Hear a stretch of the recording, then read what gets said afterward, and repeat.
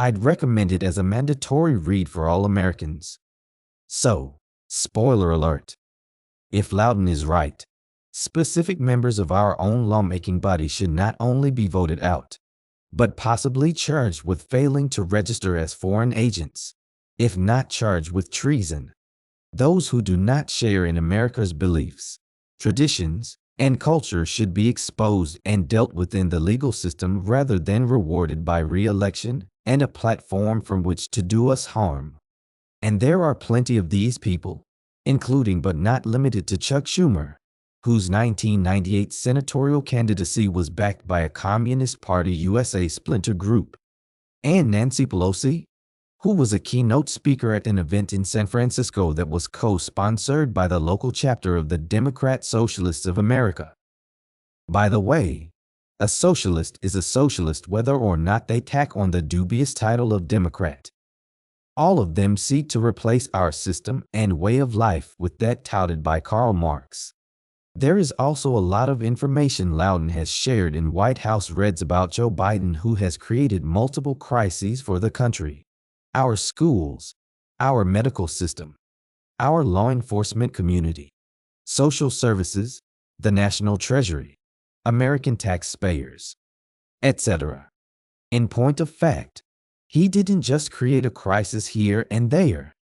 He is a serial creator of crises, and it defies logic that any American would want him to be the leader of the country, let alone the free world. We couldn't have a more left-wing president if Vladimir Lenin was in charge. It seems there is a new crisis every day in America, and by now, everybody knows crises are the currency of the Democrat Party. They can't win elections on the basis of good ideas or policies. So their refuge is to deny, lie, deflect, and keep people uninformed, misinformed, afraid, and convince them that depending on Democrats in government is the best solution to their fears and woes. This, of course, may be behind the philosophy of inviting waves of poor migrants from all over the world, especially the Latin world south of our border, to come flooding into America. In other words, this tactic is meant to bring in more and more people who will be dependent on government and, thus, vote for the party who is giving them the freebies. But is it simply political theater and party strategy? Or is it part and parcel to something unseen, something bigger and more nefarious? Can we absorb millions more poor people who need homes, food, clothes, medical care, transportation, education for kids, and jobs for single men, women, and parents? Blue cities are already cracking under the strain. Trump talked about chain migration. So what happens when Democrats give citizenship and/or amnesty to the millions of illegal migrants now living in this country? How many family members will they eventually be bringing in by chain migration? We already have a homeless problem. Just look at the streets of Los Angeles and San Francisco. Even a once beautiful paradise like Hawaii is being overrun by homeless people living in tents on the streets and beaches of Honolulu. Biden puts illegal aliens in 3-star hotels at taxpayer expense. But does he do that for American citizens who are homeless? No, he's not seeking their votes. All of those blue cities are run by blue state Democrats. By diluting us with millions more poor, uneducated, and unskilled people, flooding the country with migrants, some of which are criminals, terrorists, and previously deported people who came here to avoid prosecution in their own countries, who can't speak our language, neither know nor care about our laws, moving us closer to third world status. Who benefits?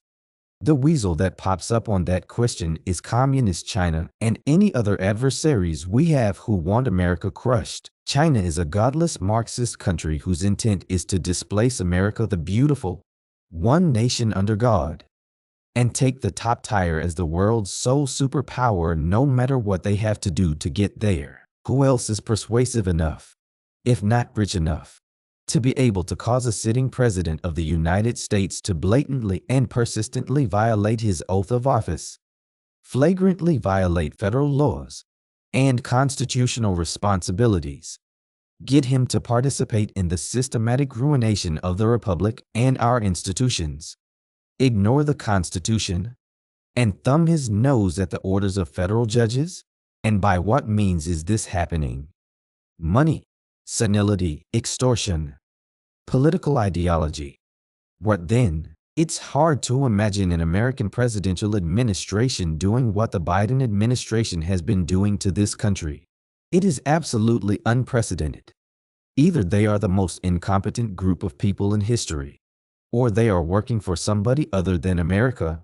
In other words, unbelievably stupid people took over our country after the 2020 election, which may make a good slogan for bumper stickers, but it's nonetheless a fact, and we the people are suffering for it. We in America have never seen a president, his political party, and his entire administration at war with the country they are supposed to be managing, and it's both confusing and outraging to the average citizen.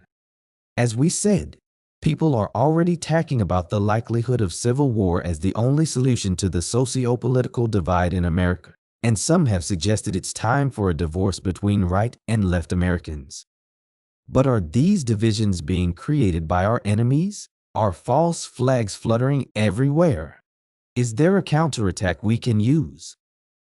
To get to the bottom of this, we need to understand that there may be something at work here that is more sinister than mere politics. Despite what Barack Obama once said, America is still a majority Christian country, and most Americans are at least passively aware of Bible prophecies. But there are those in this country that want to cripple, if not bankrupt, America, silence opposition to their plans, tear down our whole system and all established institutions, and abolish God from the public forum. Much of what's happening to us seems to comport with what we read about the end times, and there certainly are components of Marxist socialism glittering among the ashes of common sense. Other countries have experienced communist insurgencies, and now it has come to our shores. Whether Bible prophecies are coming to pass or not, we can see that America's interests are not being served by all too many members of our current political class at all levels. But we have to ask whose interests are being served by the Biden administration, if not America's? If the scenario that is being played out is rooted in Bible prophecy, and eschatologists are right, i.e., we are living in the end times, prophecies and religious components are part of the current landscape, and it isn't a misread. So, we need to look more closely at the Bible, and we need to look at key political events that are happening at the federal level because that is where massive power lies, and from which a wide variety of attacks seems to be originating. At what time in American history have we the people seen an entire presidential administration so disingenuous and or devoted to policies that will cause very serious problems for the country, such as the Biden administration? His penchant for doing such things may be behind the left's Herculean effort to steal the 2020 election so they could destroy the country from within. That has been the net result, whether or not it was his intent. After Joe Biden took the White House in the questionable election, he has consistently ignored his oath of office and violated federal law, especially the letter or at least the spirit of 8 U.S. Code 1324. By refusing to control our own borders, ignoring the Trump-era Remain in Mexico policy, and the letter of federal law, to wit, II, knowing or in reckless disregard of the fact that an alien has come to, entered, or remains in the United States in violation of law, transports, or moves or attempts to transport or move such alien within the United States by means of transportation or otherwise, in furtherance of such violation of law, i.e. knowing or in reckless disregard of the fact that an alien has come to, entered, or remains in the United States in violation of law, conceals, harbors, or shields from detection, or attempts to conceal, harbor, or shield from detection such alien in any place, including any building or any means of transportation. IV encourages or induces an alien to come to, enter, or reside in the United States, knowing or in reckless disregard of the fact that such coming to, entry, or residence is or will be in violation of law, or I engages in any conspiracy to commit any of the preceding acts.